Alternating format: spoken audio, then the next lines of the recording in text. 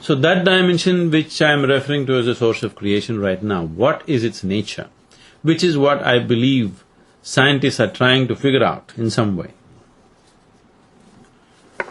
So, if I have to describe it in some articulation, we can only say it's nothingness.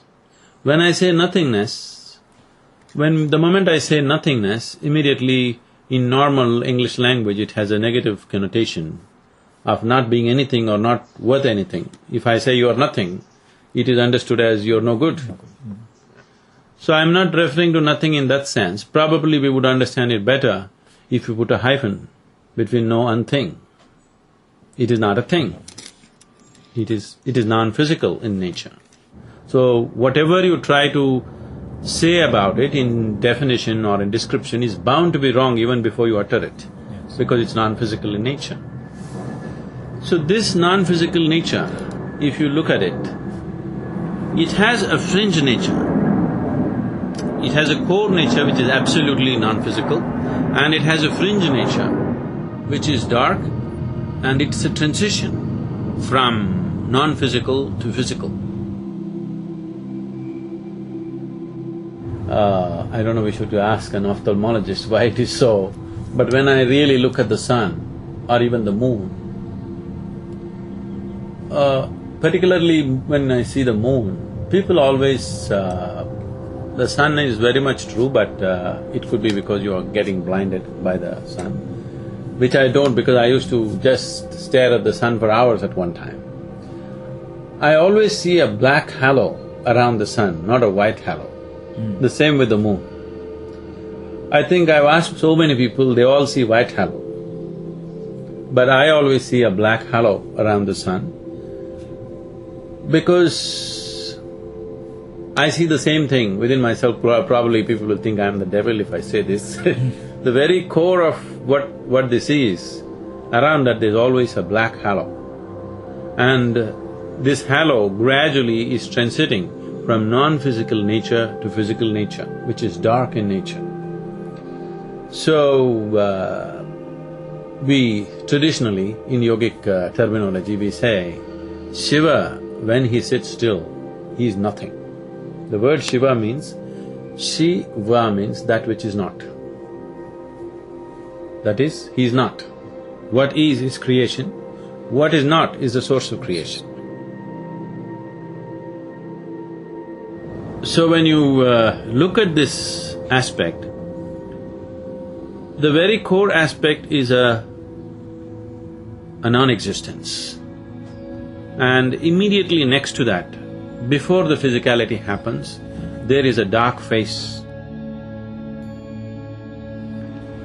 We call something dark, and always in language and literature and in normal social connotation, the word dark is always understood as remote or even threatening or dangerous or negative.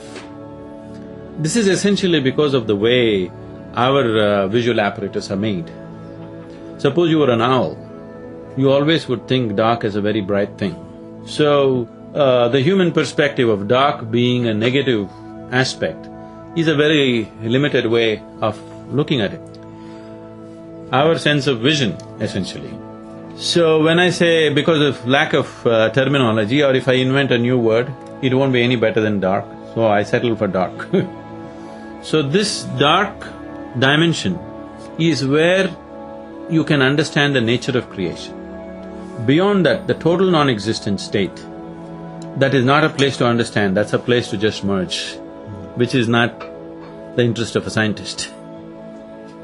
And mathematics will not go there. So, in the yogic tradition, we say when he moves, Shiva is a dark one. Always Shiva has been referred to as a dark one. In his ultimate state of Shiva, as Sadashiva, he is utterly still and nobody can feel him unless you're willing to become one with it. But when he moves, his initial phase of movement is dark. When he really comes out and becomes a part of the world, then he is light. So this is, in my perception, somewhere, people who saw the nature of creation within themselves are trying to explain this in a personified way. In his core, he is absolutely still.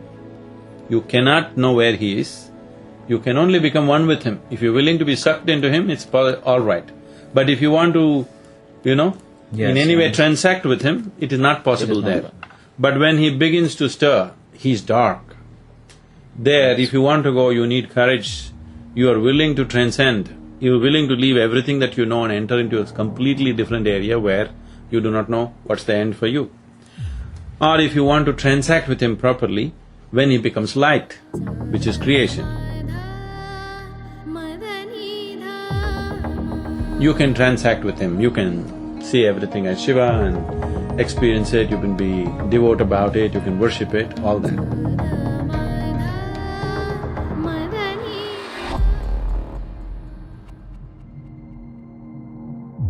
But when you go to the dark phase or beyond that, there is no worship, there is no nothing, it is just dissolution.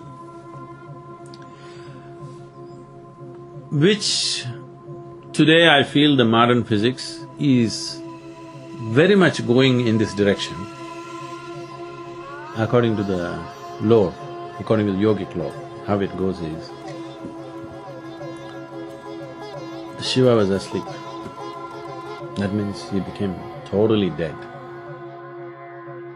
But he's there, he's still, absolutely. And then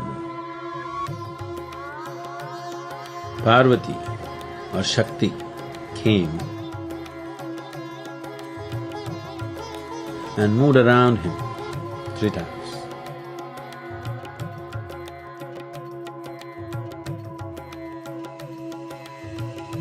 Then he stirred up. It's from then creation happened. They clearly say they did not copulate. She just went around him 3 times. And the basic force of creation began to happen, which was not physical, which was a transition. So this dark face around Shiva began to expand. And then Parvati said, "Is this your creation? Look at this, what you created, just one dark wave of nothing. Is this what you're capable of?" Then he woke up. And then they copulated. Out of their copulation, the whole creation happened. It could be a metaphor for… It is a metaphor. Scientific understanding of forces and particles. We have experiments where, in absolute vacuum state, if you apply electromagnetic force, suddenly virtual protons and virtual neutrons particles happen. come, yes, yes. It doesn't even have to touch. Yes. Just around that, if you apply Yes. electromagnetic force, Yes. virtual protons and virtual neutrons happen. Yes. So he said, what you're saying is very similar. She just goes around Yes. and creation begins. The spontaneous creation Yeah. of particles happens, and they come in pairs. They're always created in pairs. That's what which they… is interesting. they happen in pairs and then they copulate. Yes. They touched each other. And that annihilates to create energy. Those particles, when they annihilate each other, the way the energy forces work is that the electromagnetic forces around create from nothingness a pair of particles. And the pair of particles, when they join, they copulate, actually spontaneously results in the creation of energy. This is a very well accepted scientific principle and verified in experiment.